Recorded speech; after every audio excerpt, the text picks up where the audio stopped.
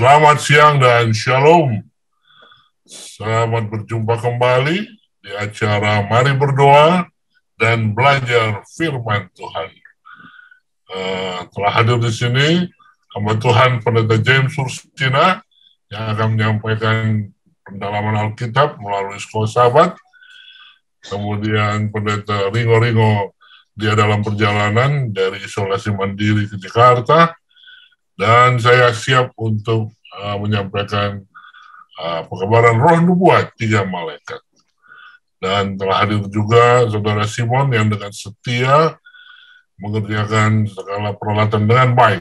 Dan juga saya lihat ada keluarga DR Gultom. Baiklah, selamat bergabung, baik yang ada di sini maupun di Facebook dan YouTube. Ini bukan kebetulan, Tuhan pasti punya rencana yang baik bagi kita. Sebagai lagu pembuka, kita dengarkan lagu pujian berikut ini.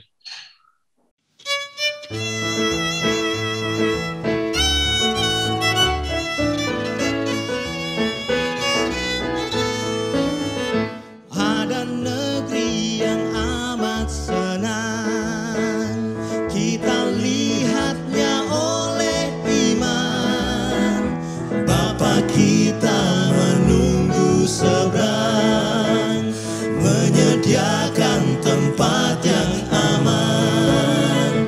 Darat-darat mas dekat-dekat, kita akan berkumpul seberang. Darat-darat mas dekat-dekat, kita akan berkumpul seberang.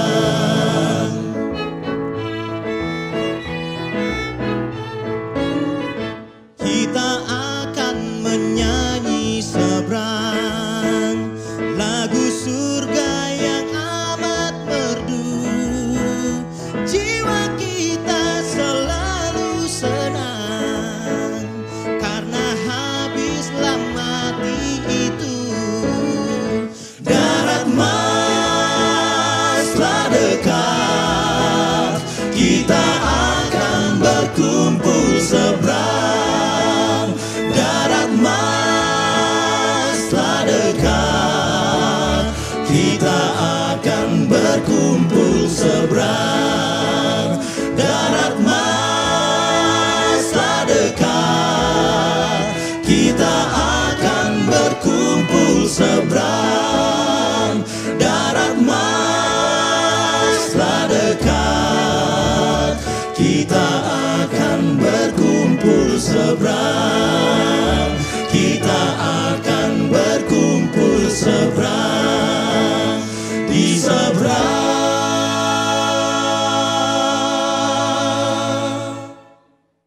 Amin. Mari kita berdoa.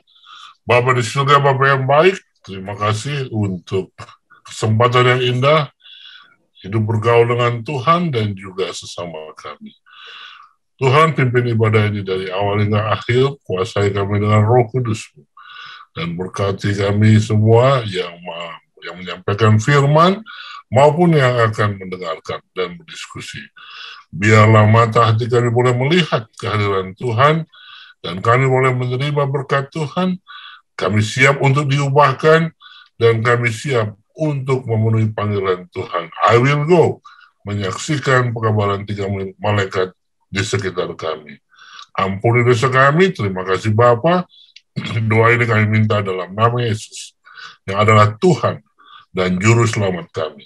Amin. Pelajaran kita saat ini tentang roh nubuat. Kembali kita ulang-ulangi. Ya, Wahyu 14 ayat 12, yang penting di sini ialah ketekunan orang-orang kudus yang menuruti perintah Allah dan iman kepada Yesus. Ya. Iman kepada Yesus, maksudnya di sini, bila mana kita berserah kepada Tuhan, percaya kepada Dia, maka bukan kebenaran kita yang diperhitungkan, tapi kebenaran Kristus, kebenarannya yang membenarkan dan menguduskan. Nah, saudaraku, kalau kita mau lihat bahwasanya pekabaran 3 malaikat yang paling utama adalah tentang pengudusan Sabat. Nah, sekarang Mari kita lihat perbedaan ya, perbedaan tentang Sabat yang harus kita kerjakan. Pada waktu Tuhan menciptakan langit dan bumi, disitulah Dia ciptakan Sabat. Kejadian 2 ayat 2-3 ya. Ketika Allah pada hari ke-7 telah menyelesaikan pekerjaan yang dibuatnya itu, maka berhentilah ya Ia pada hari ke-7 dari segala pekerjaan yang telah dibuatnya itu. Nah, ini ada yang aneh ya. Lalu Allah memberkati hari ke-7 dan menguruskannya. Kita lihat, berhenti bukan berarti Tuhan berhenti bekerja ya. Tapi kalimat di sini berhentilah disambung di sana, Tuhan itu berhenti ayat 3 dan Ia berhenti dari segala pekerjaan penciptaan yang telah dibuatnya. Jadi apa yang Dia telah lakukan di sepanjang hari pertama, kedua, ketiga, keempat, kelima, keenam ya, di hari ke-7 Dia tidak lakukan itu lagi. Tapi Tuhan memberkati. Ini kan bekerja juga ya. Memberkati hari ke-7 dan menguruskannya, menjadikannya satu istimewa ya. Karena pada hari itulah Ia berhenti dari segala. Nah, saudaraku, coba perhatikan ya. Jadi kenapa kita bilang selama ini kita bilang Sabat hari istirahatnya Tuhan. Tidak istirahatnya Tuhan. Dia berhenti menciptakan ya, yang dibuatnya selama 6 hari ya, bukan beristirahat maksudnya. Lalu di Keluaran 20 ayat 10 pada waktu bangsa Israel sudah diperbudak ratusan tahun ya, Tuhan mau agar mereka ingat ya, selama diperbudak mereka tahunya Tuhan mereka itu adalah Tuhan-Tuhan yang mati, binatang, domba dan lain sebagainya. Tuhan mau mereka ingat ya, siapa yang menciptakan mereka ya. Ingatlah dan kuduskanlah hari Sabat. 6 hari lamanya engkau akan bekerja dan melakukan segala pekerjaanmu, tetapi hari ke-7 adalah hari Sabat Tuhan Allahmu. Maka jangan melakukan satu pekerjaan, engkau atau anakmu laki-laki, atau anakmu perempuan, atau hambamu laki-laki, atau hambamu perempuan, atau hewanmu, atau orang asing yang di tempat kediamanmu. Kenapa? Sebab 6 hari lamanya Tuhan menjadikan langit dan bumi, laut dan segala isinya, dan Ia berhenti pada hari ke-7. Itulah sebabnya Tuhan memberkati hari Sabat dan menguduskan. Jadi,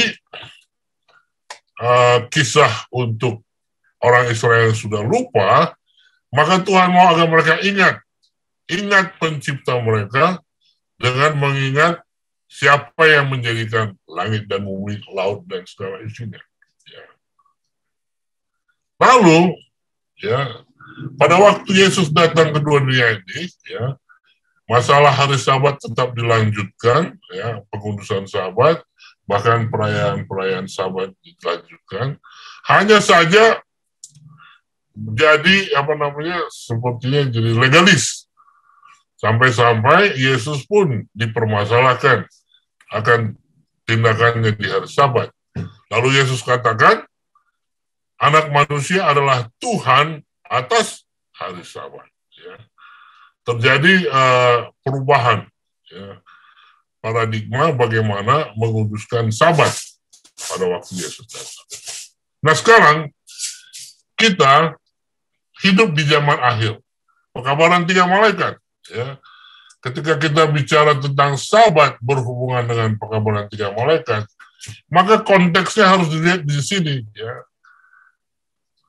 Wahyu 14 ayat 7, maka Ia bersuruh dengan suara nyaring, ini malaikat ketiga, malaikat pertama, takutlah akan Allah dan muliakanlah Dia. Kenapa? Karena telah tiba saat penghakimannya.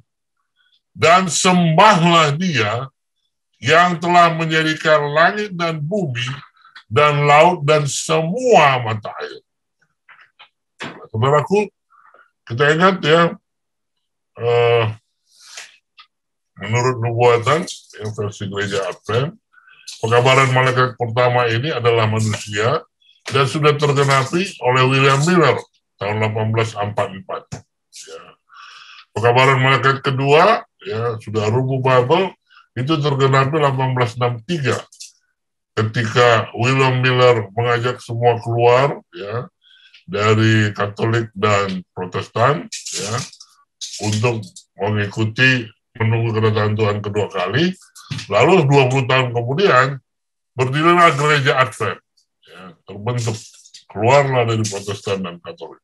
Zaman William Miller belum terbentuk gereja kumpulan, ya, baru, tetapi dia mengenapi tentang peringatan menyembah Tuhan, ya, karena tiba penghakiman, itu poinnya, ya, kegenapan penghakiman dari buku Daniel. Lalu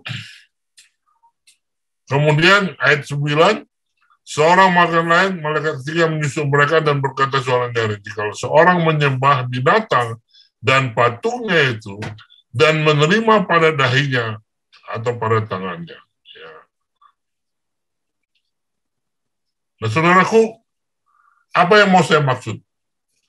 Kalau sahabat di Kejadian penciptaan, Allah bicara berhenti, ya. Dia berhenti bukan berarti tidak bekerja, tidak melakukan sesuatu. Maksudnya berhenti dari pekerjaan penciptaan yang dibuatnya. Apa yang sudah dia lakukan 6 hari, itu tidak dia buat. Di hari ke-7 dia berhenti. Apa yang dibuat di hari ke-7?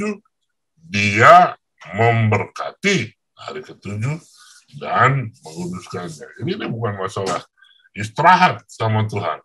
Ini masalah nama, ya, kenangan, istilah identitas. Hari Sabat itu dia berhenti, bukan soal istirahat. Apa yang mau saya tekankan, kita selama ini pikir Sabat adalah hari beristirahat. Itu maksudnya di versi pekabaran 3 malaikat, ya. Pekabaran 3 malaikat di mana kita menguduskan Sabat versinya Yesus, karena iman di dalam Yesus. Apa yang Yesus lakukan ketika dia di dunia ini menguruskan Sabat? Dia memberikan apa? Istirahat kepada orang yang sakit dengan menyembuhkan. Dia memberikan makan kepada orang yang lapar, Jadi istirahat dari penderitaan. Ya. Jadi itu untuk versi pekabaran 3 malaikat. Tapi kalau untuk Kejadian, dia berhenti, bukan berhenti melakukan pekerjaan atau apa, berhenti dari apa yang dia lakukan selama 6 hari dalam hal penciptaan yang dibuatnya.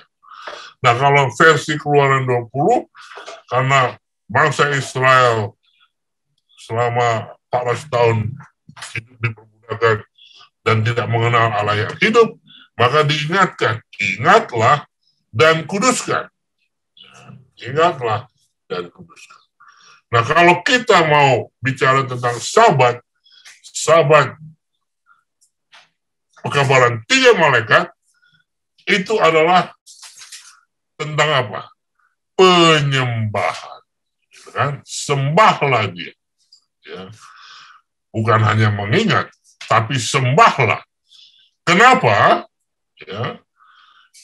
Karena di ayat 9 akan ada, ya, versi penyembahan binatang dan patung. Jadi ingat, kalau bicara tentang Sabat pekabaran 3 malaikat, itu tentang penyembahan. Ya. Penyembahan yang melawan akan penyembahan versi manusia dan setan. Ya. Nah, bicara sejarahnya, itu sudah lewat. Ya.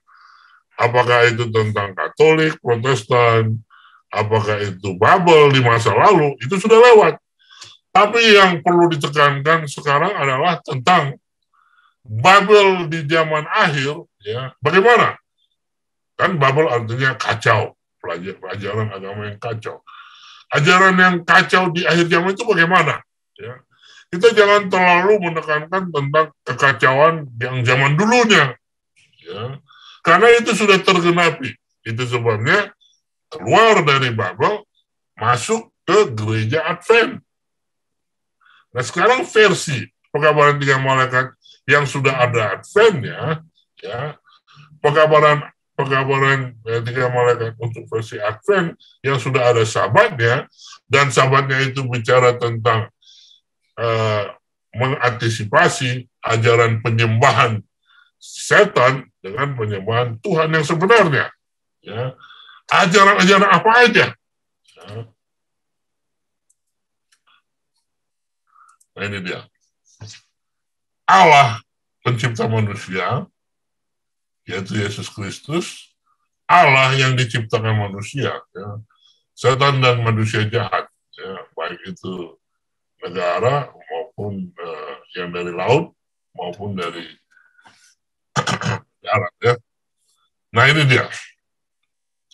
Ini kita bicara tentang, saya lagi coba pelajari ya, kita dari hari ke hari, apa sih bedanya pekabaran 3 malaikat versi sahabat, sahabat versi 3 malaikat dengan sahabat versi sebelumnya. Banyak tentang penyembahan, ya, yang akan menghadapi penyembahan versi setan. Ini dia. Sembahlah dia. Ya. Kalau sebelumnya nggak ada hubungan penyembahan, mengingat pencipta dengan penghakiman. Nah sekarang pekabaran 3 malaikat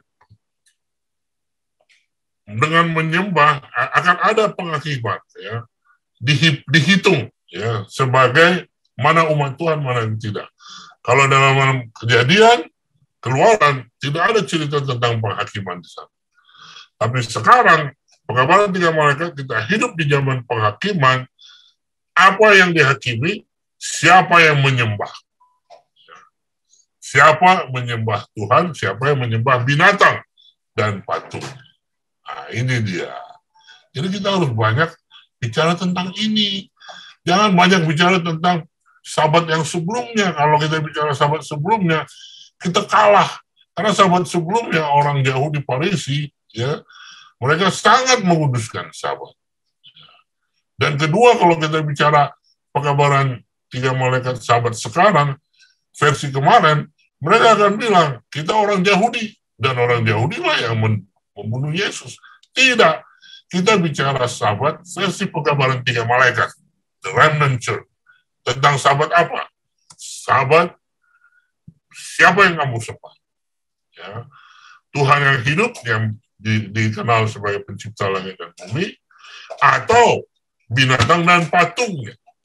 Dan sekarang kita hidup dalam penghakimannya. Nah sekarang, bagaimana ini bisa kita tahu? Ya oleh karena melalui kesaksian Yesus, roh nubuat, ya, Alkitab dan tulisan nyawa. Ya. Apa yang sudah terkunci sebelumnya di buku Daniel dan Wahyu, terbuka. Ya. Jadi, sahabat versi 3 malaikat itu kita ketahui adalah melalui Alkitab dan tulisan nyawa. Karena orang yang mau selamat, yang tandanya orang selamat di pekabaran 3 malaikat adalah orang yang beriman dalam Yesus. Artinya, pengudusan sahabatnya adalah pengudusan sahabat yang dilakukan oleh Yesus. Bagaimana kita mengenal Yesus? Melalui roh nubuat. Kesaksian Yesus adalah roh nubuat, Alkitab, dan tulisannya nyawa. Nah sekarang, lawannya, ya, Babel. Inilah, Babel memampukan segala bangsa, anggur hawa nafsu cabulnya. Nah ini harus kita lihat di depan. Jangan terlalu banyak membicarakan yang lama. Ya. Apa ini? Nah, saudaraku, kita bisa lihat juga dari sumber Alkitab tulisan nyawa. Ya. Apa saja yang diajarkan yang agama yang mau kacau pelajaran Tuhan. Ya. Jadi kenapa saya selalu tekankan jangan terlalu banyak kita bicarakan tentang apa yang dilakukan oleh Protestan dan Katolik, karena ini kan sudah tergenapi. Kita masuk ke versi GMAHK, ya. Apa? Saudaraku, banyak ditulis oleh Ellen White strategi-strategi apa yang setan buat di akhir zaman melalui tulisan White, ya. Misalnya mengenai musik, mengenai apa namanya, roh orang mati, tidak, orang mati itu masih hidup, ada rohnya, dan lain sebagainya. Nah, saudaraku, dengan kata lain, maaf, ini ada tulisan Rocky. Dengan kata lain, untuk penginjilan dan untuk persiapan dan untuk pelaksanaan pengurusan Sabat, kita harus lebih banyak melihat ke depan apa kata Yesus menurut kesaksian Yesus dalam Roh Nubuat, cara Yesus menguduskan Sabat, dan lawannya Yesus. Apa kata Yesus tentang apa-apa saja yang dibuat setan dan sekutunya agar manusia menentang perintah Tuhan dengan menguduskan, dengan menyembah binatang dan patung. Itulah pelajaran kita hari ini. Ya. Nah, untuk itu kita harus banyak berdoa. Ya. Contoh, kemarin saya sudah bilang, ya, kalau kita mau belajar pengudusan Sabat versi Yesus, ya, maka ada hal yang baik kita bisa lihat dalam Roh Nubuat. Ya. Contohnya ini, ya, kita sudah baca kemarin. Pertama, sebelum buka Sabat, keluarga harus kumpul, baca Alkitab, bernyanyi. Ya. Ciptakan hari Sabat sebagai hari sukacita. Lalu yang kedua apa? Ya, Sabat itu jangan dibuat kaku, jangan hanya di dalam gereja terus, pergi ke alam. Ya.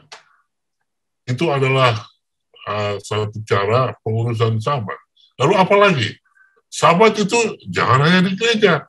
Sabat adalah tempat di mana kita menolong orang lain, ya, untuk mengalami perhentian dari penderitaannya. Yesus menyembuhkan orang-orang sakit.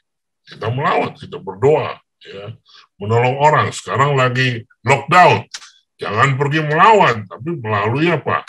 Zoom meeting atau WhatsApp. Angkat beban orang dengan memperhatikan. Kalau dia perlu makan, dikasih makan. Kalau perlu obat, dikirim obat melalui Gojek. Ya. Pokoknya dari penderitaannya di hari Sabat. Nah, ini, keterangan ini bisa kita dapat melalui tulisan Roh Nubuat. Ya. Tidak begitu jelas di Alkitab, karena terlalu banyak tentang sahabat-sahabat Yahudi dan Palestina bagaimana membuatnya. Jadi saudaraku yang kasih dalam Yesus Kristus, ya, kalau dibilang kita harus berkhotbah, menginjil tentang hari Sabat versi pekabaran 3 malaikat, maka inilah kuncinya. Ya. Tapi jangan melihat Protestan Katolik yang belakang ini sebagai bukti sejarah, tapi harus melihat yang ke depan. Kenapa? Ini karena sudah keluar, kita sudah keluar dari Babel. Ya.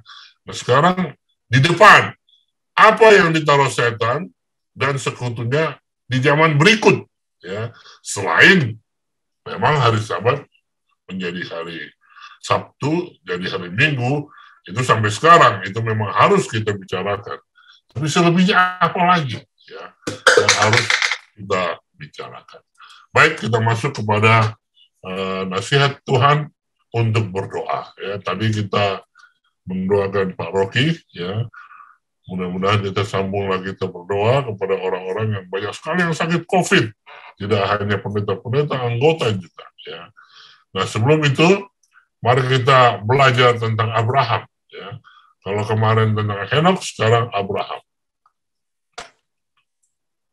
Doa harian untuk naik kepada Tuhan sebagai dupa manis. Ya. Kehidupan Abraham, sahabat Tuhan, adalah kehidupan doa. Dimanapun dia mendirikan kemahnya, Di dekatnya dibangun sebuah mezbah, yang di atasnya dipersembahkan kurban pagi dan petang. Ketika tendanya dibongkar, mezbah itu tetap ada.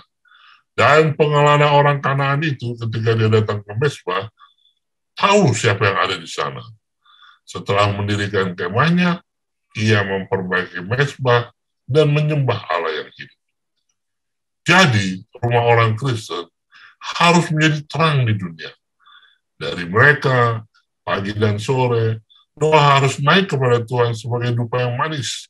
Dan seperti embun pagi, rahmat dan berkahnya akan turun atas pemohon. Ya.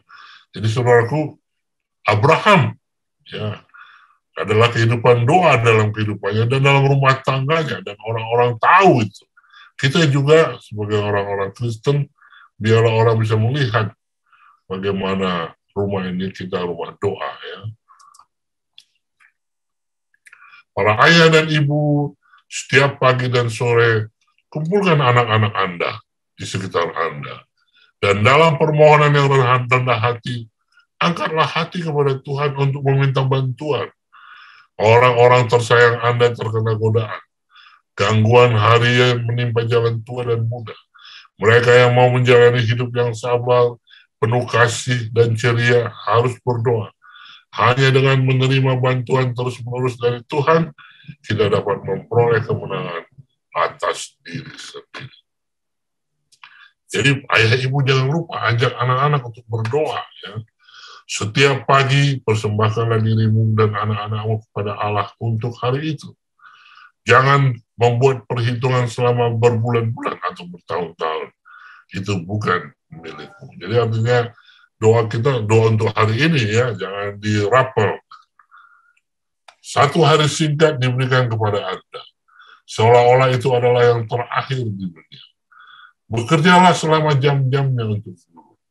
Letakkan semua rencanamu di hadapan Tuhan untuk dilaksanakan atau ditinggalkan. Seperti yang akan ditunjukkan oleh pemeliharaannya. Terimalah rencananya, gantinya rencana Anda sendiri. Meskipun penerimaannya membutuhkan pengabaian proyek-proyek yang berharga, dengan demikian, kehidupan akan semakin banyak dibentuk menurut teladan ilahi. Dan damai sejahtera Allah yang melampaui segala akal akan memelihara hati dan pikiranmu dalam Kristus Yesus. Filipi 4 ayat 7. Bagaimana Abraham berdoa? Abraham berdoa dengan iman meskipun dalam keadaan sulit. Abraham tidak dapat menjelaskan tuntutan penyelenggaraan ilahi. Dia tidak menyadari harapannya, tetapi dia memegang teguh janji. Janji Allah apa? Aku akan memberkati engkau dan membuat namamu besar, dan kamu akan jadi berkat. Dengan doa yang sungguh-sungguh, Abraham mempertimbangkan bagaimana cara memelihara kehidupan umatnya dan kawanannya. Tapi ia tidak akan membiarkan keadaan menggoyahkan imannya akan firman Allah. Abraham berdoa kepada Tuhan dengan keyakinan seorang anak memohon kepada bapaknya. Dua utusan surgawi pergi meninggalkan Abraham sendirian dengan dia yang sekarang dia kenal sebagai anak Tuhan. Dan orang beriman itu memohon kepada penduduk Sodom. Dulu dia menyelamatkan mereka dengan pedangnya. Sekarang dia berusaha menyelamatkan mereka dengan doa. Lot dan keluarganya masih tinggal di sana. Dan kasih yang tidak mementingkan diri yang mendorong Abraham untuk menyelamatkan mereka dari bangsa Elam. Sekarang berusaha menyelamatkan mereka. Jika itu adalah kehendak Allah dari badai penghakiman ilahi, dengan kehikmatan dan kerendahan hati yang dalam, dia mendesakkan permohonannya. Aku telah mengambil ke atas diriku untuk berbicara kepada Tuhan yang hanyalah debu dan abu. Tidak ada kepercayaan diri, tidak ada kebanggaan atas kebenarannya sendiri. Dia tidak menuntut perkenan atas dasar ketaatannya atau pengorbanan yang telah dia lakukan dalam melakukan kehendak Tuhan. Dirinya seorang pendosa. Ia memohon demi orang berdosa. Roh seperti itu harus dimiliki oleh semua orang yang mendekati Tuhan. Namun Abraham menunjukkan kepercayaan diri seorang anak yang memohon kepada seorang ayah yang dikasihi. Dia mendekati utusan surgawi dan dengan sungguh-sungguh mendesak permohonannya. Kasih bagi jiwa-jiwa yang binasa mengilhami doa Abraham. Sementara dia membenci dosa kota yang rusak itu. Dia menginginkan agar orang-orang berdosa diselamatkan. Ketertarikannya yang mendalam terhadap Sodom menunjukkan kecemasan yang harus kita rasakan terhadap orang yang tidak mau bertobat.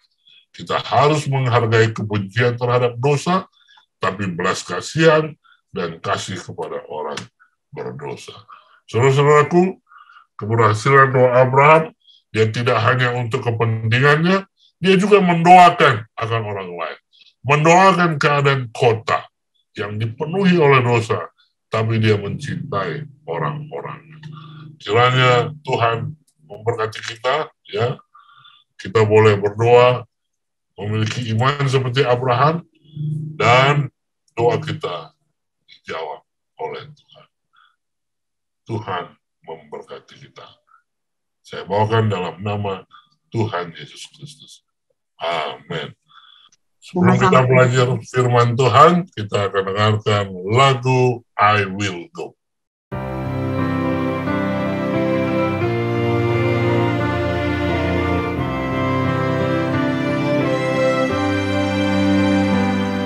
Ku dengar suara Yesus panggil, ku jawab ku kan pergi. Ku lihat jiwa yang bersedih, ku jawab ku kan pergi. Pergi beritakan kabar kasih, bagikanlah pengharapan, dan bila aku lemah, Yesus menolongku, karena keputusanku kan pergi.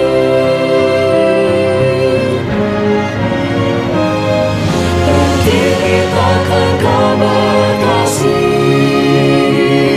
bagikanlah pengharapan,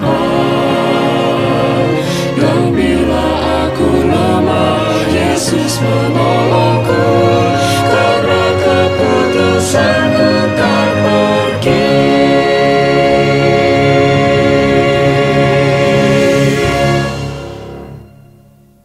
Silakan hamba Tuhan Pendeta James Hursina. Baik, terima kasih Pendeta Simarong Morangkir. Shalom, selamat siang Bapak Ibu, saudara-saudara yang diberkati oleh Tuhan. Pada hari ini kita akan lanjutkan pembelajaran sekelas sahabat kita di triwulan yang baru, triwulan ketiga dengan pelajaran yang baru, yaitu istirahat dalam Kristus. Ya, istirahat dalam Kristus. Dan minggu ini kita belajar di pelajaran yang pertama dengan temanya adalah hidup dalam masyarakat 24/7. Apa artinya masyarakat 24/7 atau 24/7, ya. Jadi arti daripada 24/7 atau 24/7 ini adalah 24 sehari kali 7 hari sepekan. Atau artinya adalah sepanjang waktu setiap hari. Jadi kita saat ini hidup dalam masyarakat yang terus-menerus bekerja sepanjang 24 jam sehari, 7 hari sepekan. Ya, atau dengan kata lain, kita terus-menerus bekerja. Nah, itulah sebabnya mengapa kita perlu untuk beristirahat. Ya. Nah, saudara-saudara kekasih dalam Tuhan, dunia membutuhkan istirahat. Ya, jadi dunia yang terus-menerus bekerja, maka dunia juga membutuhkan waktu untuk beristirahat. Salah satu negara di dunia yang paling sibuk dan gila kerja adalah Jepang. Ya, jadi Jepang adalah salah satu negara yang masyarakatnya atau penduduknya adalah orang-orang yang senang bekerja atau gila kerja. Ini disebut dengan karoshi. Ya, karoshi. Itulah sebabnya mengapa persaingan di Jepang sangat ketat, ya, bahkan dampaknya sangat negatif. Nah, itulah sebabnya ada rencana dari pemerintah Jepang untuk membuat satu undang-undang. Ya, jadi melihat dampak daripada gila kerja masyarakat Jepang, maka pemerintah Jepang membuat satu rancangan undang-undang untuk bekerja hanya 4 hari. Ya, bekerja hanya 4 hari. Ya, jadi dunia melihat betapa pentingnya istirahat itu. Dan di sini Tuhan sudah tahu akan kebutuhan manusia bahwa mereka memerlukan waktu untuk beristirahat. Pelajaran hari Selasa judulnya adalah mendefinisikan istirahat dalam Perjanjian Lama. Kemarin kita sudah belajar hidup dalam tekanan atau hidup tapi tertekan. Inilah gambaran dunia di mana kita tinggal atau hidup saat ini. Nah, jadi kita, umat manusia, semua kita perlu untuk istirahat. Dan istirahat adalah salah satu tema yang dinyatakan, ditemukan dalam Alkitab. Allah menciptakan kita untuk bekerja, ya, untuk beraktivitas. Tapi dalam sisi lain, Allah menyediakan waktu untuk kita untuk pemulihan, yaitu fisik maupun jiwa kita.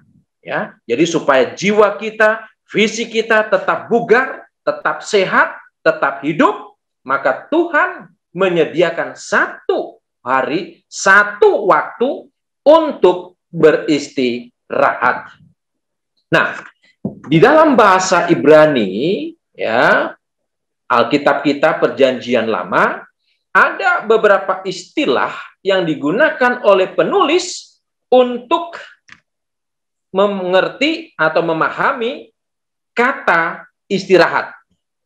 Ya, ada beberapa istilah yang digunakan oleh Alkitab untuk mendefinisikan kata istirahat. Yang pertama yang kita dapatkan adalah dalam Kejadian 2 ayat yang kedua dan yang ketiga. Kata istirahat di sana dalam bahasa aslinya adalah sebi'i. Ya, yom sebi'i. Yom itu hari, sebi'i ya, itu artinya bisa berhenti, ya, berhenti bekerja, beristirahat, atau libur. Ya, jadi yom sebi'i. Ya, itu sudah terdapat dalam Kejadian 2 ayat 2 dan 3. Apa artinya? Kata sebi'i atau sabat dalam Keluaran 5 ayat 5 itu berkaitan dengan berhenti atau beristirahat dari pekerjaan. Ya, jadi konsepnya sebi'i atau sabat, ya, dalam Kejadian 2 ayat 2 dan 3 dan Keluaran 5 ayat 5 itu artinya berhenti atau beristirahat dari pekerjaan rutinitas, ya, atau pekerjaan sehari-hari. Ya. Kemudian yang kedua kita dapatkan dalam Keluaran 20 ayat 11 dan Ayub 3 ayat 13, yaitu kata Nuah. Ya, kata Nuah. Ya, jadi yang pertama tadi sebi'i atau sabat, yom sebi'i atau yom sabat, dan kata kedua yang kita temukan makna istirahat adalah Nuah. Ya. Nah, Nuah ini artinya juga beristirahat. Ya. Tapi ini dikaitkan dengan bait suci. Ya, jadi yang pertama tadi dikaitkan dengan pekerjaan, tapi yang kedua Nuah ini dikaitkan dengan bait suci. Ya, kalau kita baca dalam 2 Raja 2 ayat 15 itu dihubungkan juga dengan kata hingga. ya, seperti apa yang dialami oleh Elia pada waktu dia dipenuhi oleh Roh Tuhan. Lalu kata istirahat yang ketiga yang digunakan dalam Alkitab Perjanjian Lama adalah sagat. Ya, sagat. Sagat berdiam diri, tenang, atau memberi istirahat. Yaitu Yosua 11 ayat 23. Nah, kalau yang pertama tadi, kata istirahat dikaitkan dengan pekerjaan atau aktivitas, rutinitas. Yang kedua, kata nuah dikaitkan dengan bait suci, ya, Bilangan 36, ya. Dan yang ketiga, kata sagat itu dikaitkan dengan ketenangan seluruh negeri Kanaan dari perang. Ya, jadi istirahat dari peperangan. Ini juga menunjukkan rasa kedamaian. Ya, jadi istirahat dari peperangan, dan ini juga merujuk kepada rasa kedamaian. Ya. Nah, yang berikutnya, ya, kata istirahat, ya, kata istirahat itu yaitu adalah sakap. Ya, sakap itu artinya berbaring tidur atau mati, ya, atau kematian. Ya, 7 ayat 12, Ulangan 31 ayat 16, ya, ini makna dari kata kematian atau beristirahat. Ya. Nah, istirahat dalam Perjanjian Lama, ya, tidak saja dikaitkan dengan Sabat, ya, atau hari Sabat, tetapi juga berkaitan dengan perhentian atau pekerjaan secara fisik. Ya. Dan istirahat dalam Perjanjian Lama itu juga bisa dikaitkan dengan pekerjaan dan emosi secara individu maupun secara umum. Ya. Nah, saudara-saudara kekasih dalam Tuhan, yang ingin saya tekankan di sini dari definisi kata istirahat ini adalah sakap. Ya, seringkali orang kalau meninggal di sana dikatakan rest in peace, ya kan? Selalu ditulis rest in peace. Orang yang sudah meninggal, benar, ya. Orang yang istirahat, berhenti dari kehidupan, maka dia akan mengalami yang disebut dengan rest and peace. Nah, yang menjadi pertanyaan adalah apakah hanya orang yang mati saja yang harus mengalami rest and peace? Sebenarnya, ya, rest and peace itu harus dialami oleh orang yang masih hidup. Karena orang yang sudah mati, ya dia nggak tahu apa-apa. Dalam satu konteks, ya, dalam satu konteks pengertian, orang yang rest and peace, orang mati, oke, it's okay. Tapi kita yang masih hidup, kita juga perlu mengalami rest in peace, ya, istirahat dalam kedamaian, istirahat dalam ketenangan. Ya, jadi oleh karena kesibukan kita, oleh karena padatnya jadwal-jadwal yang kita selalu alami dalam kehidupan kita sehari-hari, maka kita perlu rest in peace. Artinya beristirahat dalam kedamaian, ketenangan untuk memulihkan fisik kita, mental kita, rohani kita, dan jiwa kita. Jadi saudara-saudara, Tuhan itu luar biasa. Ya, kalau dunia baru menyadari betapa pentingnya beristirahat, tapi Tuhan sudah sediakan sejak penciptaan waktu khusus untuk berhenti, waktu khusus untuk beristirahat, waktu khusus untuk berlibur dari setiap aktivitas atau pekerjaan kita. Jadi inilah pelajaran kesimpulan dari sekolah sahabat kita, ya. Definisi kata istirahat dalam perjanjian lama ada 4, yaitu sebi'i atau sabat, ya, yang dikaitkan dengan pekerjaan. Lalu yang kedua, ruah, yang dikaitkan, ya, dengan bait suci, ya. Lalu yang ketiga adalah sagat, ya. Lalu yang keempat adalah sakap. Jadi inilah pelajaran hari Selasa yang kiranya dapat menolong kita untuk memahami kata istirahat dalam perjanjian lama. Terima kasih Pendeta Simorangkir. Kiranya Tuhan memberkati kita. Kalau ada diskusi, silakan. Puji Tuhan, cukup jelas ya. Terima kasih Pendeta Ursina. Bagi lagu tutup, kita akan dengarkan lagu pujian yang satu ini.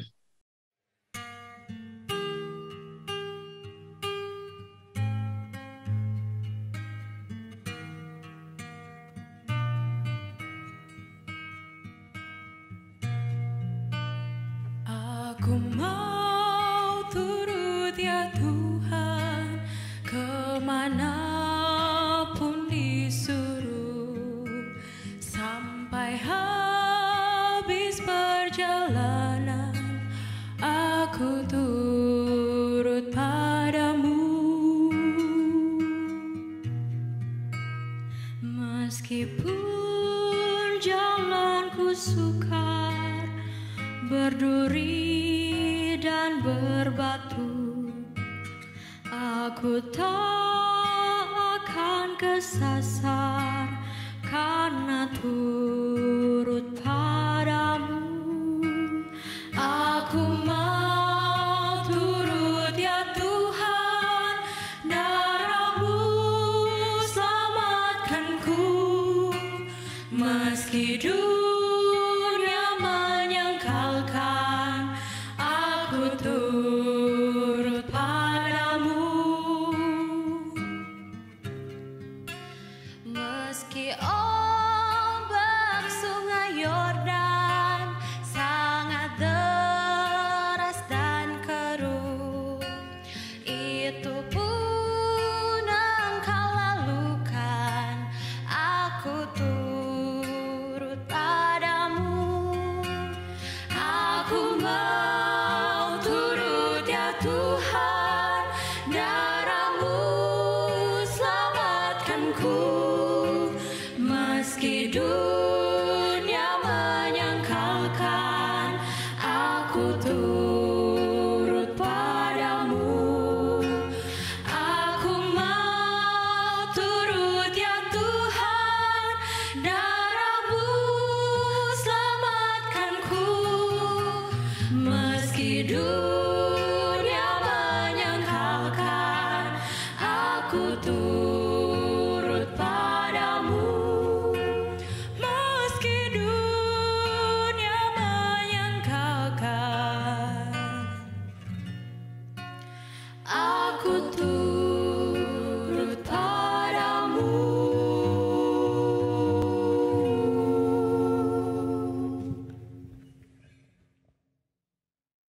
Amin.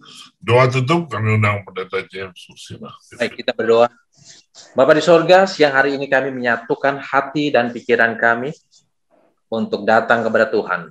Kami bersyukur kami boleh menikmati persekutuan bersama dengan umat Tuhan, agar kami lebih dekat dengan Tuhan dan memahami akan firman Tuhan. Urapan sorga boleh menjadi bagian kami untuk mengerti dan memahami akan firman Tuhan. Kami menyadari keterbatasan kami, tapi kami bersyukur kami punya Allah yang tidak terbatas. Allah yang akan memberikan hikmat kepada kami, agar kami bukan hanya sebagai pendengar, tetapi menjadi pelaku-pelaku firman. Berkati dan urapi kami semua ya Bapak, yang hadir di Zoom ini maupun lewat media yang lain, baik Facebook maupun YouTube. agar berkat Tuhan boleh menjadi bagian dalam kehidupan mereka masing-masing. Sertai kami Tuhan sepanjang hari ini. Terima kasih Bapa, dengarlah doa kami ini, di dalam nama Tuhan Yesus kami persembahkan doa ini. Amin. Selamat bertemu dengan kami di Jemaat Fisdak bagi saudara-saudara sekalian yang sudah bergabung di acara ibadah kita pada saat ini. Kita bersyukur sekali lagi untuk kesempatan yang indah yang masih Tuhan berikan pada kita untuk dapat berbakti, untuk dapat mendengarkan firman Tuhan, pelajari firman Tuhan bersama-sama, dan untuk memperoleh kekuatan yang pasti dari Tuhan. Saudara sekalian, seperti biasa saya akan membagikan pelajaran kita, dan pada malam hari ini, malam hari waktu Amerika ya, kita akan mempelajari tentang hidup tapi tertekan. Ini adalah satu kehidupan yang sering kali kita hadapi ya. Kita tidak mati dan kita memiliki kehidupan itu, tapi selalu berada dalam apa? Dalam hal tekanan-tekanan yang terjadi, hidup tapi tertekan. Mari kita lihat pelajaran sekolah sahabat kita yang sudah kita pelajari, kita sudah mulai waktu lalu dan tadi malam waktu Amerika, dan kita sambung pada saat ini.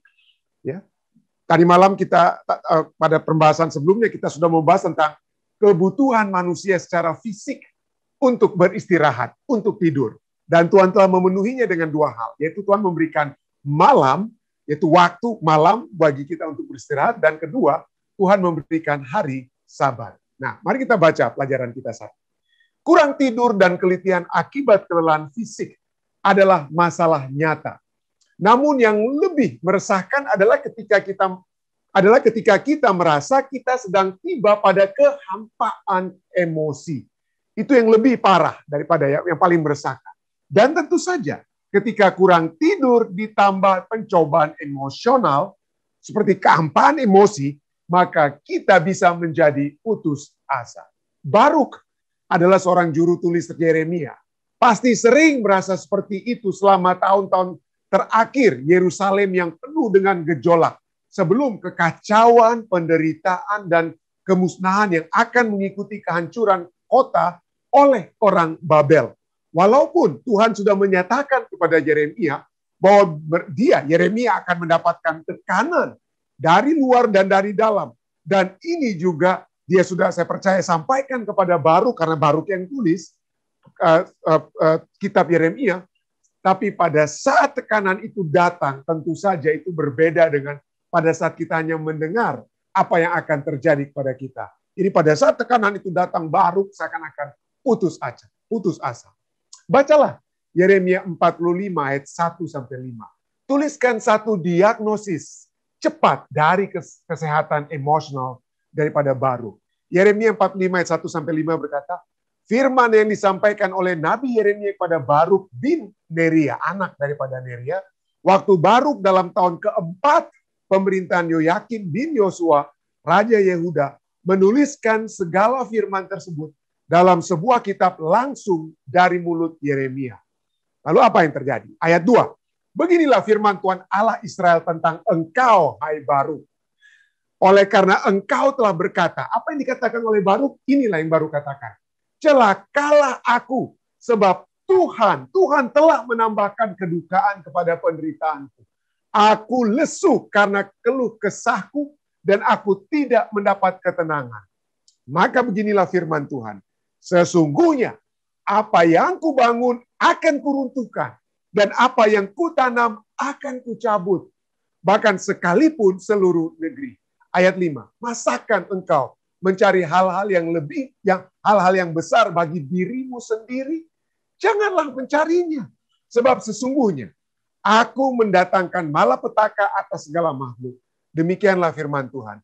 Tetapi kepadamu Baruk, akan kuberikan nyawamu sebagai jarahan di segala tempat kemana engkau pergi. Nanti kita akan lihat apa artinya ya. Apa arti ayat ini? Nah, pelajaran sahabat kita yang katakan, bisakah Anda bayangkan bagaimana rasanya jika Tuhan mengirim pesan yang dibuat khusus untuk Anda secara pribadi? Baruk menerima pesan langsung dari ruang takhta Allah. Yeremia 45 ayat 2. Kita diberitahu bahwa hal ini terjadi dalam tahun keempat Yoyakim, Raja Yehuda, yaitu sekitar 605 atau 604 sebelum Masehi. Yeremia 45:3 merupakan ringkasan yang bagus tentang bagaimana perasaan orang ketika mereka hampir menyerah. Ini satu pelajaran supaya kita dapat beristirahat, supaya kita dapat memperoleh ketenangan dari apa yang telah dialami oleh Baruk. Dari semua yang kita tahu dari kitab suci tentang periode ini, jelas bahwa keluhan Baruk bukanlah ratapan yang dangkal. Dia punya alasan yang bagus untuk merasa kecil hati dan lelah secara emosional. Dan banyak hal-hal buruk sedang terjadi. Dan banyak lagi yang akan datang. Bagaimana tanggapan Allah terhadap rasa sakit dan penderitaan Baruk? Tanggapan Allah terhadap rasa sakit Baruk yang nyata mengingatkan kita pada kenyataan bahwa keputusasaan dan rasa sakit yang Tuhan alami pastilah jauh lebih besar daripada apa yang dialami Baruk. Dia telah membangun Yerusalem. Dia telah apa? Seperti tanaman, dia telah tanam, dia jaga baik-baik, tapi dia akan apa? Dia akan robohkan. Ya. Dia telah menanam Israel sebagai kebun anggur dan sekarang dia harus cabut. Kalau Anda adalah seorang petani, tentunya Anda mengetahui rasa duka yang kalau itu yang harus Anda lakukan terhadap tanaman yang Anda telah tanam. Ya, seperti tertulis juga dalam Yesaya 5 ayat 1-7. Allah akan mencabutnya dan membawanya ke pengasingan. Kenapa? Nanti kita akan lihat kenapa ini harus Allah lakukan. Ya, dia sudah tanam tapi dia cabut. Untuk apa? Nanti kita akan lihat. Ya, ini bukan yang Tuhan inginkan untuk umatnya. Tetapi itu harus datang. Nah, ini dia jawabannya. Itu harus datang karena pemberontakan mereka melawan dia. Tuhan ingin supaya dibawa ke pembuangan supaya mereka dapat apa? Di tempat pembuangan mereka dapat merenungkan keadaan mereka. Mereka dapat melihat bahwa apa yang mereka lakukan itu ada akibatnya dan bahwa Tuhan ingin supaya mereka dapat berbalik dan bertobat. Itulah sebabnya itu harus terjadi kepada mereka, kepada umat-umat Tuhan yang sudah dia tanam, tapi kemudian dia harus apa? Dia harus cabut. Jadi Tuhan akan, tapi ada cahaya. Pelajaran sobat kita katakan apa? Tetapi akan ada cahaya di ujung terowongan untuk Baruk. Tuhan akan melindungi kehidupan Baruk, bahkan di tengah kehancuran, pembuangan, dan kehilangan. Bacalah kembali kata-kata Allah yang ditujukan kepada Baruk. Apa pekabaran umum yang dapat kita ambil darinya untuk diri kita sendiri? Yaitu apa yang kata-kata itu nyatakan tentang Allah akhirnya ada di sana untuk kita, terlepas dari situasi kita. Nah, kalau kita lihat, Allah sudah janjikan bahwa dia akan menjaga nyawa Baruk. Nyawa Baruk itu bagaikan nanti kita akan lihat sebagai gift, ya, sebagai pampasan perang. Artinya itu bukan berarti itu akan disemena-menakan, tidak, tapi akan dijaga. Pampasan perang itu tidak akan dibuang atau dibinasakan, itu akan dijaga. Pada saat saya menyerang tempat lain, maka saya akan misalnya ya zaman dahulu, maka saya akan menjaga apa yang saya ambil yang terbaik dari tempat yang saya kalahkan tersebut. Jadi itu nyawanya itu adalah bagaikan pampasan perang, bagaikan hadiah yang Tuhan akan apa? Jaga. Dan bukan itu saja. Apa yang terjadi dengan Baruk saat ini? Ada satu hal yang sangat menarik. Satu hal yang sangat menarik sehubungan dengan Baruk yang mungkin tidak seperti tokoh-tokoh lainnya dalam Alkitab. Yaitu apa? Bahwa ada satu penemuan arkeologi yang menemukan dua hal. Apa yang ditemukan dalam penemuan arkeologi ini? Yang ditemukan beberapa puluh tahun yang lalu, saya percaya tahun 1976 kalau tidak salah, tapi kemudian baru 1975, sorry. Yang ditemukan tahun 1975, lalu kemudian apa ya? Dipastikan apa penemuan arkeologi tersebut itu dipastikan tahun 1986. Apa yang ditemukan ada dua hal. Yang pertama adalah yang seperti Anda lihat adalah the seal of Baruk. Jadi pada saat orang-orang di zaman dahulu menulis sesuatu, entah itu tulisan seorang raja atau apa, biasanya harus ada ditandatangani. Harus ditandatangani dan ditandatangani itu dengan seal. Dan penemuan arkeologi, ini ada seorang yang menulis Herschel Shank, ini adalah salah seorang arkeologis dunia yang paling terkenal, yang sangat yang salah satu yang terbesar boleh dikatakan. salah satu yang terbesar, Herschel Chang, dia menemukan apa? The seal of menyatakan ini keaslian daripada the seal of Baruk, anak daripada apa? Yang penulis kitab yang menulis kitab Yeremia. Itu yang pertama. Yang kedua, bahkan bukan mereka hanya menemukan the seal of Baruk, tetapi mereka menemukan ada satu tablet lainnya yang merupakan apa? Sidik jari daripada Baruk, fingerprint, ya, seperti fingerprint, ya. Jadi ada tanda, jadi ada bekas daripada apa? Sidik jari daripada Baruk, jempol yang ditemukan. Jadi cukup hebat sekali bagaimana Baruk itu peninggalan arkeologi dapat membuktikan keberadaan, keabsahan daripada seorang yang bernama Baruk, ya, yang menjadi penulis daripada kitab Yeremia. Jadi dan disinilah kita melihat ini adalah seorang yang mendapatkan tekanan dan kesedihan atau kedukaan yang besar. Di sini dikatakan, beginilah firman Tuhan Allah Israel tentang engkau, hai Baruk. Ayat 3. Oleh karena engkau telah berkata, celakalah aku sebab Allah atau Tuhan telah menambahkan kedukaan kepada penderitaanku. Aku lesu karena keluh kesahku dan aku tidak mendapat ketenangan. Ini satu hal yang menarik, ya. Kenapa? Tuhan menambahkan penderitaan. Kalau kita sering mendengar bahwa seharusnya Tuhan meringankan penderitaan orang benar. Atau khususnya dalam hal ini Baruk. Arti kata Baruk, arti nama Baruk artinya blessed, diberkati. Dan dia adalah seorang yang diberkati. Dia diberkati bukan hanya karena dia yang membantu, menemani Yeremia. Yeremia itu dihajar habis-habisan oleh nabi-nabi lain, oleh imam lain, dipasung, dipukul, dan lain sebagainya. Tapi yang paling setia menjaga Yeremia itu bersama-sama dengan Yeremia itu Baruk. Bahkan mereka itu sama-sama dibuang di Mesir. Baruk dan Yeremia sangat menemani Yeremia, tapi menghadapi tekanan kehidupan dia seperti kita, ya. Seringkali pada saat saudara dan saya menghadapi penderitaan, aduh Tuhan, apalagi Tuhan hukum saya. Seringkali ada orang yang berbicara pada pendeta-pendetanya, katakan, pendeta, saya salah apa sampai Tuhan bikin begini sama saya? Saya sudah menderita, tapi seakan-akan apa? Tuhan tambahkan penderitaan tersebut, mendukakan saya, menambahkan penderitaan saya tersebut. Anda tidak sendirian kalau Anda berpikir, wah saya orang yang sudah berusaha untuk mendekatkan diri dengan Tuhan, tapi kenapa? Saya seharusnya diberkati, tapi saya didukakan. Berduka. Ya.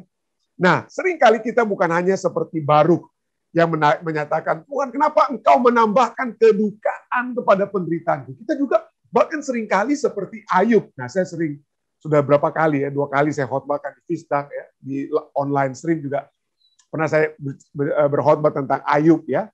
Bagaimana Ayub berkata dalam Ayub 13 ayat 23-24. Dia katakan kepada Tuhan, Tuhan, berapa besar kesalahan dan dosaku. Berapa besar kesalahan dan dosaku sampai aku harus menderita. Ya. Beritahukanlah kepadaku pelanggaran dan dosaku itu. Seringkali kita berpikir kalau kita menderita itu karena apa? Dosa-dosa kita, Tuhan sedang menghukum kita. Padahal ya Alkitab mengajarkan ya bahwa kita menderita karena mungkin Allah sedang mendisiplin kita supaya kita dibentuk. Kitab Ibrani berbicara ya kadang-kadang Allah mengizinkan saudara dan saya menderita supaya kita dapat memperoleh disiplin dari Tuhan.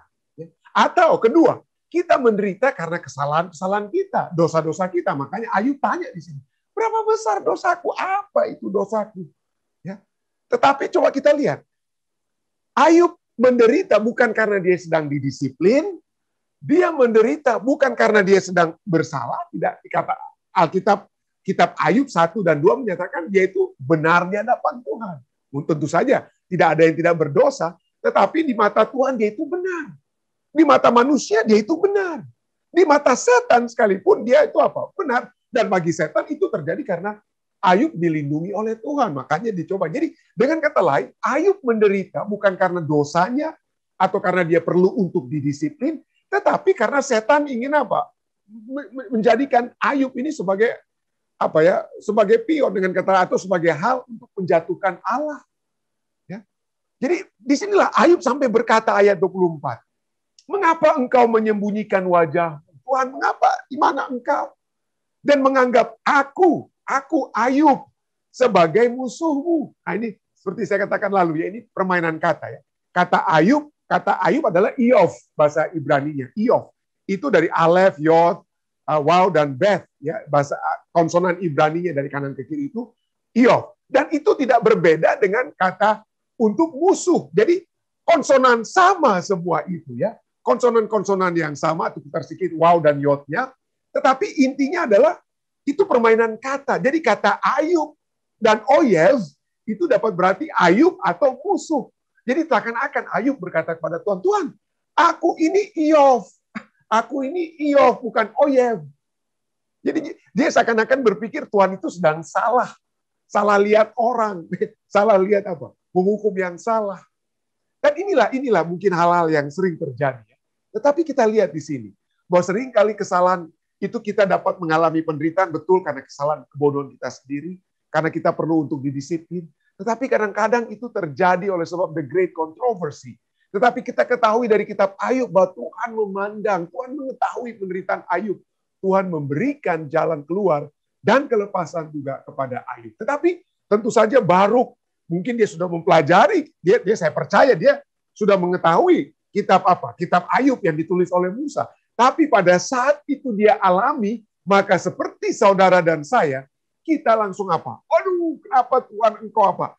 Engkau telah membuat apa? Menambahkan kedukaan kepada penderitaanku. Nah, kenapa? Karena kalau itu terjadi kepada Ayub, kita lihat, aduh, itu jadi baguslah, itu pelajaran untuk Ayub ya. Mudah-mudahan jadi pelajaran untuk kita, tapi jangan kena ke kita. Tapi ini yang sering terjadi. Pada saat itu kena ke kita, KO lah kita. Ini yang dikatakan oleh Baruk. Celakalah aku. Bukanlah celakalah Ayub. Tidak.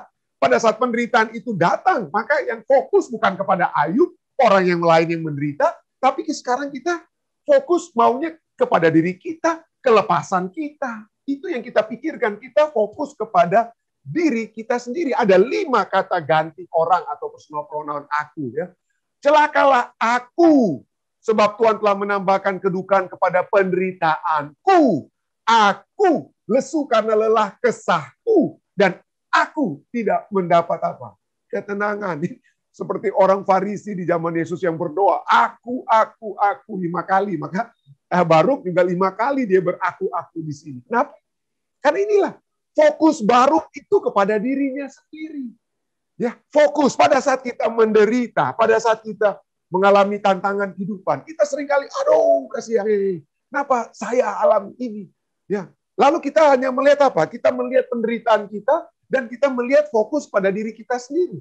Kalahlah kita. Kenapa? Karena penderitaan kita itu ataupun masalah yang kita hadapi seperti Ayub itu besar sekali. Masalah tersebut. Dan pada saat Ayub melihat masalah dan melihat dirinya, KO lah dia. Itulah sebabnya Joseph Simmons katakan apa? Stop telling God how big your problem are and start telling your problem how big your God is. Berhenti katakan kepada Tuhan, aduh masalahku besar sekali, aku sakit, ini aku menderita, ini aku alami ini dan lain sebagainya. Tapi katakan kepada masalah tersebut, hai penyakitku, Allahku itu lebih besar dari kamu. Ya. Hai orang-orang yang mencoba untuk mencelakaiku, Allahku lebih besar dari kalian. Jadi bandingkan bukan diri kita dengan masalah kita, tetapi bandingkan atau katakan pada masalah kita, bandingkan masalah itu dengan Allah yang maha besar. Tidak ada artinya setiap masalah-masalah kita. Jadi mari kita lihat solusi Tuhan yang Tuhan telah berikan kepada Baruk, yang dapat juga menjadi solusi bagi saudara dan saya. Apa yang Tuhan berikan kepada Baruk? Yang pertama Tuhan berikan inilah, seperti yang saya katakan tadi, Baruk, jangan lihat masalahmu. Lihat apa? Lihat aku. Ya. Lihat aku. Ya. Aku. Ya, apa yang aku dapat apa? Lakukan. Ya. Dengan kata lain. Jadi, poin solusi yang kita lihat di sini. Ya. Allah menyatakan kepada Baruk. Ya. Aku adalah Allah yang berdaulat. Aku yang atur semua. Aku yang atur. Bahkan pada saat aku mengatur segala sesuatunya, boleh dikatakan aku itu lebih berduka Baruk. Dengan kata lain Tuhan seakan-akan berkata begitu ya. Yeremia 45 ayat 4. Maka beginilah firman Tuhan kepada Baruk ya. Beginilah firman Tuhan. Sesungguhnya apa yang kubangun akan kuruntuhkan. Jadi kalian akan masuk ke mana? Ketawanan ke Babylon. Itu berada dalam kedaulatanku. Itu berada dalam kemahatauanku, kedaulatanku, kemahakuasaanku. Apa yang kubangun akan kuruntuhkan, apa yang kutanam akan kucabut, bahkan sekalipun seluruh negeri, bukan hanya kalian baru. Kalian akan pergi ke Babylon, ya. Ini nubuatan yang menjadi pusing pada Baruk dan Yeremia, tapi Baruk ya secara spesifik. Bagaimana umat Tuhan ini akan pergi ditawan ke Babylon. Tapi Tuhan katakan, jangan pusing-pusing. Aku yang berdaulat. Ya. Kalau bicara tentang dukaku itu lebih. Aku yang bangun, tapi sekarang aku akan runtuhkan. Apa yang telah kutanam, sekarang aku akan kucabut. Itu mendukakan hatiku baru. Inilah perspektif yang Allah ingin untuk Baruk lihat. Artinya kalau saudara dan saya menderita, Allah juga apa? Menderita. Tetapi di balik semua itu, kita mengetahui bahwa Allah dapat mengizinkan karena Allah mengetahui seperti kitab Ayub, apa akhir daripada kehidupan saudara dan saya. Apa akhir kehidupan Baruk. Ya. Dan kadang-kadang Allah harus izinkan. Seperti bangsa Israel yang pemberontak, yang berdosa, untuk apa? Dicabut. Supaya apa? Kenapa Allah harus lakukan? Nah, ini jawabannya juga Yeskiel 18 ayat 32 juga dapat menjadi salah satu jawaban untuk melihat apa yang sesungguhnya Tuhan sedang katakan kepada Baruk. Sebab aku tidak berkenan, aku tidak suka kalau kalian ini berduka, sedih, atau ada kematian. Sebab aku tidak berkenan kepada kematian seseorang yang harus ditanggungnya. Aku tidak berkenan kepada penderitaan Anda, Allah tidak berkenan. Demikianlah firman Tuhan Allah. Oleh sebab itu, tapi pada saat itu diizinkan oleh Tuhan. Kenapa? Oleh sebab itu apa? Kenapa kehendak Tuhan? Bertobatlah supaya kamu hidup. Itu selalu yang menjadi apa? Bangsa Israel harus dibiarkan pergi ke Babylon supaya mereka tidak mati. Kalau mereka tidak pergi ke Babylon, mati, habis mereka di tanah perjanjian tersebut. Tapi Allah izinkan kadang-kadang kita apa? Harus mengalami penderitaan, tapi sesungguhnya di balik penderitaan itu adalah sarana Allah untuk menghidupkan kita supaya kita bertobat dan hidup. Itu tujuan Allah. Allah yang lebih berduka. Dalam kedaulatannya ia izinkan saudara dan saya mengalami masalah, musibah, dan lain sebagainya. Tapi ujung-ujungnya dia ingin supaya saudara dan saya hidup. Kita sudah baca ini. Kita sudah bahas Yohanes 10 ayat 10. Pencuri datang hanya untuk mencuri dan membunuh dan membinasakan. Itu setan yang lakukan seperti apa yang terjadi pada Ayub. Ya, seperti dosa yang menyebabkan saya dan saudara dapat memberontak. Tapi Allah dapat apa? Allah telah apa? Memberikan solusinya. Apa itu? Yesus yang datang. Datang supaya mereka, saudara dan saya mempunyai hidup. Dan mempunyainya dalam segala kelimpahan. Yohanes 10 ayat 10. Jadi kita harus melihat selalu perspektif yang baru. Tuhan tidak bersuka cita pada saat saudara dan saya berduka. Tuhan juga berduka cita. Ya, Tuhan juga berduka. Tapi kita bisa melihat Tuhan ingin agar supaya kita mengetahui bahwa pada saat kita berduka cita sekalipun, Tuhan tetap adalah Allah yang berdaulat, Allah yang maha kuasa, Allah yang memiliki rancangan-rancangan bukan untuk membinasakan, tapi masa depan yang lebih baik. Dan masa depan yang lebih baik itu bisa terjadi saat ini, kita disembuhkan, kita lepas dari masalah, atau kehidupan kekal bersama-sama dengan Dia di dalam kerajaannya. Yang kedua, poin kedua, selain perspektif yang baru, Allah yang lebih berduka adalah fokus Allah ingin kita kepadanya. Baruk berkata, aku menderita, aku berkeluh kesah, aku begini, aku alami ini, aku alami itu. Tapi Tuhan katakan dalam Yeremia 45, masakan engkau mencari-cari hal yang besar bagimu sendiri. Ya kita seringkali seperti itu ya, membesar-besarkan masalah kita. Karena kita melihat diri kita dengan masalah tersebut. Tapi jangan kita besarkan diri kita, fokus keluh kesah kita, masalah-masalah kita seperti Baruk. Jangan cari hal-hal yang besar bagi dirimu sendiri. Janganlah mencarinya. Wah, Tuhan bilang, jangan cari-cari. Sebab sesungguhnya aku Tuhan, mendatangkan malapetaka atas segala makhluk. Demikianlah firman Tuhan. Tetapi kepadamu akan kuberikan nyawamu sebagai jarahan. Artinya, nyawamu itu akan menjadi Bahasa aslinya apa? Sebagai jaran, as a prize, sebagai hadiah di segala tempat kemana engkau pergi. Jadi walaupun bangsa Israel pergi ke Babylon, atau seperti Baruk yang akan pergi ke Mesir, nyawa Baruk itu bagaikan jarahan yang harus terus dipertahankan, yang harus terus-terus disimpan. Artinya Allah menjamin untuk melindungi kehidupan Baruk. Kalau seperti saya katakan tadi, pada saat satu bangsa diserang, yang tidak berarti itu dibunuh semua. Tetapi seperti Daniel, sahabat dan sahabat-sahabatnya, yang bagus-bagus, yang sehat, yang kuat, dan lain sebagainya, itu yang dia apa? Dipertahankan hidup. Bahkan seperti Daniel, itu masuk ke istana raja. Ini jaminan Tuhan kepada Baruk. Nyawamu itu adalah apa? Sebagai jarahan, sebagai hadiah yang akan dijaga di segala tempat kemana engkau pergi. Ya. Jadi fokuslah kepada Allah. Allah yang atur semua. Aku dapat mendatangkan celaka, tapi aku akan juga dapat memberikan apa? Kehidupan. Ya. Jadi seperti yang Charles Swindoll katakan, God does not. Tuhan tidak memberikan kekuatan dan pengharapan, encouragement, kekuatan, ya.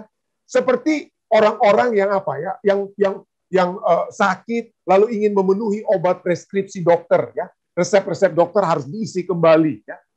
Itu tidak Allah lakukan seperti itu. The Lord does not promise to give us something to take so we can handle our weary moment. Jadi yang Tuhan berikan itu bukan obat-obatan. Jadi seringkali kita bilang, aduh Tuhan, saya perlu engkau punya apa ya, berkat ini, Tuhan berkat itu supaya saya keluar dari masalah. Saya perlu pekerjaan, saya perlu uang rumah, saya perlu ini dan itu. Kita seringkali minta itu kepada Tuhan.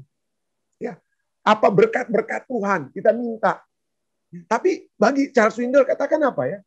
The Lord does not promise. Tuhan tidak selalu menjanjikan berkat pekerjaan, rumah, kesehatan, dan lain sebagainya. Itu dapat Tuhan berikan, tentu saja Tuhan dapat berikan. Tetapi apa ya? The Lord does not promise to give us something to take so we can handle our weary moments. Dia tidak berikan berkat tersebut sehingga seringkali kita fokus hanya pada berkat rumah, pekerjaan, kesehatan, dan lain sebagainya. Dan kita kadang-kadang berbangga dengan rumah kita, pekerjaan kita, dan lain sebagainya. Tetapi apa? Yang dia janjikan apa? Yang dia janjikan, He promised us Himself. Yang dia janjikan adalah dirinya sendiri. Ya. And itulah semuanya. That is all. And that is enough. Tuhan janjikan kita, dia mau kita bergantung kepadanya, bukan kepada pekerjaan yang dia berikan, bukan kepada kesehatan yang dia berikan, bukan kepada rumah yang dia berikan, bukan kepada segala berkat-berkat yang dia berikan, tapi dia mau memberikan dirinya sendiri. Dia mau memberikan dirinya sendiri, dan itu sudah cukup. Ya, seringkali itulah manusia. Kita mau yang gampangnya saja, yang kelihatan apa berkat-berkat Tuhan. Seperti Baruk, ya. Itu ya, manusia ya, quick fix. Kalau mau, karena saya sudah berbicara tentang resep dokter, kita seringkali pergi ke dokter. Ya, apa yang kita inginkan dari dokter? Ya, quick fix ya, dokter. Obat apa nih untuk segera menyembuhkan penyakit saya? Seorang dokter dianggap jago kalau dia jago memberi obat supaya kita sembuh seketika. Ya, itu karena kita ingin dapat berkat-berkat yang langsung, sembuh langsung. Tapi Tuhan tidak. Dia mau kita datang kepadanya. Sehingga kesembuhan kita, sehingga berkat itu kalau ada dia di dalam kita, itu tidak akan pernah hilang. Ya, itu tidak akan pernah hilang. Dikatakan apa? Serahkanlah segala kekhawatiranmu, serahkanlah segala bebanmu, 1 Petrus 5:7, kepadanya. Jadi jangan kekhawatiran itu kita serahkan kepada orang yang akan memberi pekerjaan, orang yang akan memberi rumah, orang yang akan beri ini, tidak. Serahkanlah kepadanya, percayalah kepadanya. Tenanglah, tidur malam saja, tidak itu perlu. Ya. Beristirahat ya, malam. Tuhan yang akan urus semua itu. Ya. Serahkanlah segala kekhawatiranmu kepadanya, sebab Ia yang memelihara kamu. Tuhan yang atur apa yang akan terjadi. Yang penting kita serahkan, kita percaya Tuhan, kita lakukan yang terbaik dalam pekerjaan kita dan lain sebagainya. Kita dapat beristirahat malam tanpa harus stres, tanpa harus insomnia, tidak tidur dan lain sebagainya. Tuhan yang akan memelihara kita. Ya, Tuhan akan memelihara kita. Berikutnya, ini yang terakhir. Ya. Mazmur 34 ayat 5, bahasa Indonesia ayat 5, bahasa Inggris ayat 4. Psalms 34 verse 4. Tapi bahasa Indonesianya ayat 5. Aku telah mencari Tuhan, lalu menjawab aku. Lalu ia menjawab aku. Dan melepaskan aku dari segala kegentaran. Tapi inilah manusia itu, seringkali kita hanya ingin dilepaskan. Kita hanya ingin langsung dapat obat dari dokter supaya langsung cepat sembuh. Langsung apa? Minta Tuhan lepaskan aku. Tapi step, langkah-langkah sebelum dilepaskan itu harus ada, saudara. Apa itu? Yang pertama ada apa? Cari Tuhan. Sudahkah kita mencari Tuhan? Sudahkah kita mencari Tuhan? Yang kedua, Tuhan yang jawab, bukan kita yang jawab. Seringkali kita ingin kelepasan, lalu kelepasan Tuhan, kelepasan ini saya mau ini. Ya, saudara yang memberikan jawaban, bukan jawaban Tuhan. Tapi seringkali jawaban kita itu salah. Ya, jawaban yang keinginan yang kita minta untuk lepas dari masalah, itu seringkali salah. Tapi biarkan Tuhan. Let God, let go. Let go, let God. Katakan demikian. Biarkan Tuhan yang jawab. Apa kehendak Tuhan? Itulah Yesus. Tentu saja Yesus dapat berkata, saudara dan saya dapat berkata, kalau bisa biarlah cup ini, biarlah cawan ini berlalu. Tetapi biarlah kehendak Tuhan yang jadi. Biarlah Tuhan yang jawab. Bukan saya yang memaksakan jawaban yang saya kehendaki dapat terjadi untuk melepaskan saya. Jadi pertama, cari Tuhan. Ya. Dekatkan hidupmu. Dekatkan kehidupan kita kepada Tuhan. Percaya kepadanya. Kedua, biarkan Tuhan yang jawab. Biarkan Tuhan yang akan memberikan jalan keluarnya. Bahkan mungkin bukan seperti yang kita inginkan atau kita mintakan. Yang ketiga, ketahuilah bahwa jawaban Tuhan itu adalah kelepasan yang sejati. Jawaban Tuhan itu kita harus yakin adalah jawaban yang terbaik, jawaban yang pasti, jawaban yang sudah dia ketahui karena dia adalah Alfa dan Omega. Dan kelepasan dari Tuhan itu adalah yang sejati, bukan seperti yang kita ingini. Marilah kita terus mencari Tuhan. Marilah kita mendapatkan jawaban. Dan ketahuilah, percayalah, kelepasan dari beban-beban kehidupan kita, masalah-masalah yang kita hadapi dalam kehidupan ini, Tuhan yang akan tanggung. Dan bagi saya dan saudara, mari tenang saja. Mari kita beristirahat malam. Seperti pelajaran kita waktu lalu ya. Mari kita beristirahat malam dengan tenang. Pada saat kita tertidur, Tuhan yang akan jaga kita. Tuhan yang akan atur segalanya. Tuhan yang akan melepaskan kita. Melepaskan kita dari segala kegentaran kita. Inilah pengharapan yang kita tentunya dapat bawa di dalam nama Yesus. Amin.